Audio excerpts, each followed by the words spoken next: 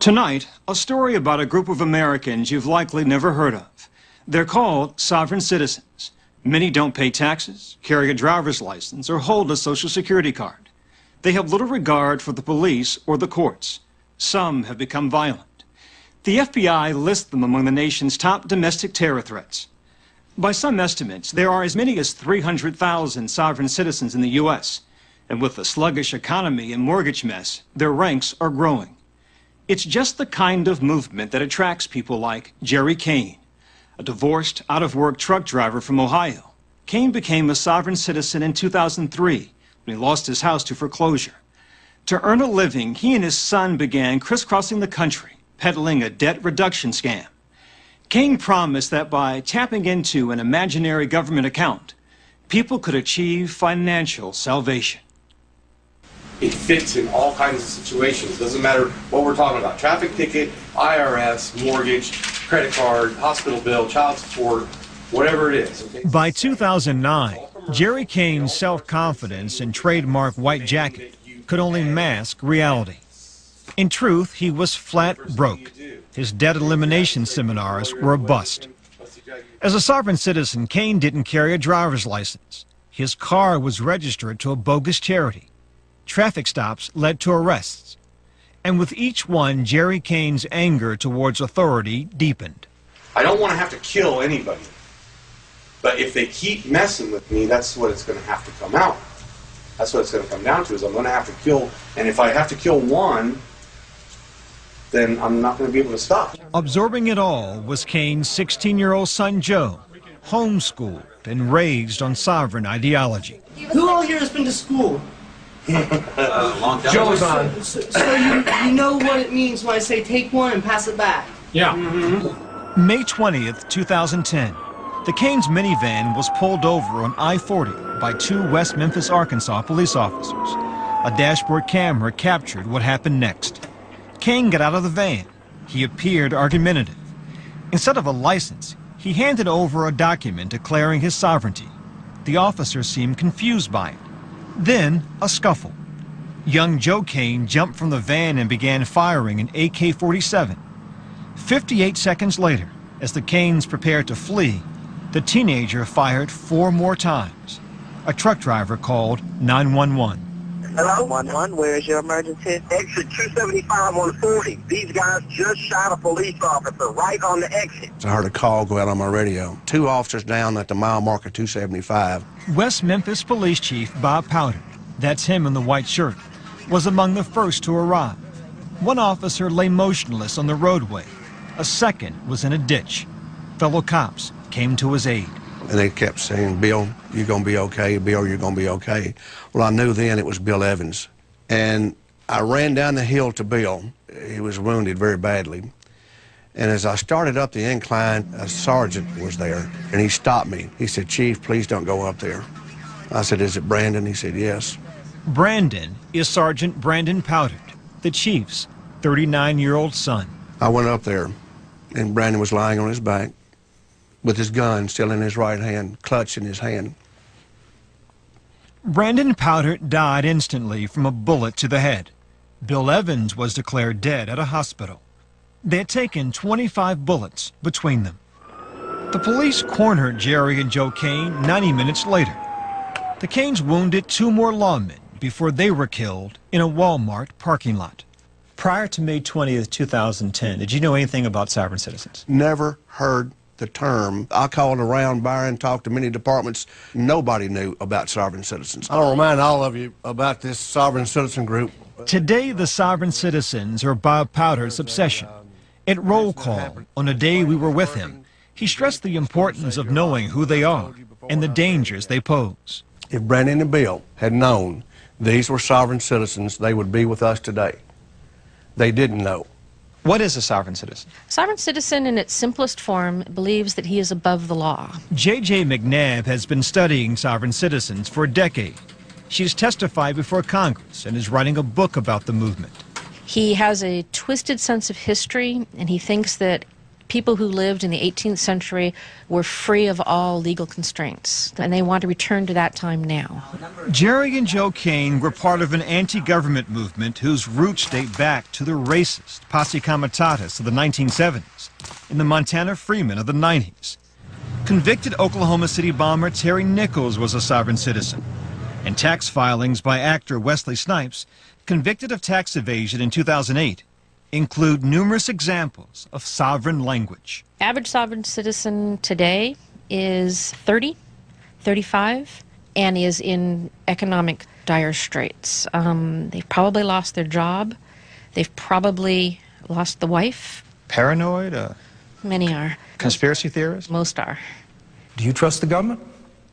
I would argue that it's un-American to trust the government. Alfred Adisk has been a sovereign citizen for 28 years. He's what's called a sovereign guru, one of the movement's leading voices. A roofer by trade, Adisk once published a magazine critical of the legal system. Why is the sovereign citizen movement growing? What's driving people to it is they are beginning to understand that the government has moved away from fundamental principles that this nation is built on. Where are the limits in limited government? The sovereignty movement is attempting to rediscover those limits and reassert them. You're eligible for Social Security. Yes, sir. Do you collect? No. Why not? If you take these benefits, you wind up being in the status of a subject rather than a sovereign. You pay taxes? When they're due. You don't necessarily, it's not true that everyone has to pay taxes. Has the IRS ever come after you for back taxes? Yes? Did you pay? No. You don't like this government very much, do you? I think the government has gone far beyond its constitutional limits. They think, hey, we're the government, we can do anything. And some people are saying, no, I don't think you can. Adisk, like other sovereign gurus, shares his views on the internet. With no formal organization to join, dues to pay, or leaders to elect, the sovereign citizen movement exists largely online, where ideology is discussed in chat rooms and on websites.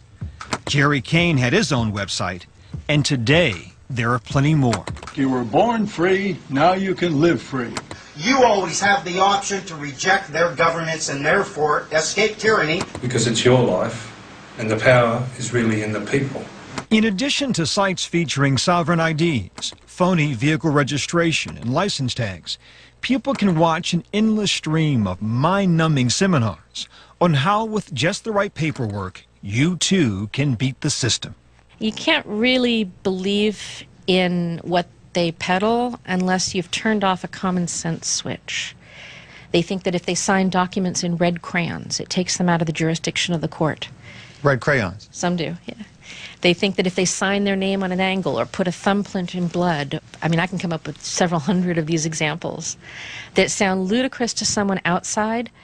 To the people within the movement, they make perfect sense. But when those efforts to beat the system fail, a sovereign citizen will often seek retribution. The weapon of choice is paper.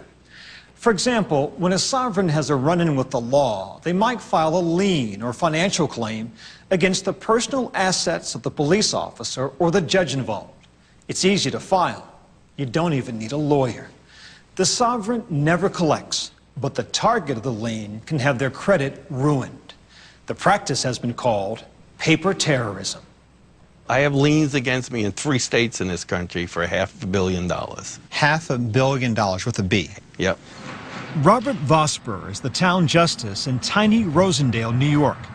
He thought there was something odd about a defendant named Richard Uoa, who appeared in his courtroom over a misdemeanor traffic offense. Uoa refused to cooperate during his arraignment, so Vosper set bail. And that's when Uoa inundated Vosper's court with paper. If a lay person looked at it, you would say, boy, this guy's pretty good. Look at all the law in here. But you looked at it and thought what? Gobbledygook. Eventually, Uoa and 2 other sovereign citizens filed liens against Judge Vosper and other local officials in excess of $1.24 trillion. The 3 men were convicted on federal mail fraud charges. But when Vosper learned one of them had contacts with associates of Jerry Kane at the West Memphis shooting, he increased security at the courthouse and took some personal measures. I've been a justice for 20 years. I worked 30 years in the penitentiary system. I'm scared. But you're a guy from Queens. You don't scare easy, right? No. 30 years in the penitentiary, I never felt I had to carry a weapon. I've been carrying a weapon for a year and a half. Because of your encounter with this sovereign citizen? Yeah. I slept with a gun under my mattress for the last year and a half. Another reason for Vosper's concern is the marked increase in violence associated with sovereign citizens, much of it directed at police and judges. A South Carolina sovereign citizen awaits execution for killing 2 lawmen in a standoff. In Texas, a sovereign faces attempted capital murder charges in the shooting of 3 men, 2 of them sheriff's deputies. And an Alaska sovereign citizen and 5 others are charged with plotting to kill 2 judges, state troopers, and an IRS agent. Alfred Addix told us he's never advocated violence, yet listen to what he said on his internet radio show. We do not have the right to keep and bear arms so we can go duck hunting. We have the right to keep and bear arms in order to shoot our own politicians. We have the right. You said we have the right to keep and bear arms in order to shoot our own politicians. We have the right to keep and bear arms to shoot the police, to shoot your local government officials, your state officials, your president, your congressmen, your senators. Yeah. What did you mean by that? I'm simply saying one of the ways you prevent the misconstruction or abuse of the powers of the Constitution is by letting the people in Washington understand that you are armed. That's the idea behind this. It's saying, look, we're armed down here. Don't mess with us. In this current atmosphere, after the shooting in Arizona, where a federal judge was killed, 5 other people were killed. Right. A U.S. congressman was injured. 12 other people were shot and injured. Some people might find your remarks troubling. Yeah, some people might. You know, I find it troubling that the government would try to restrict our right to keep and bear arms.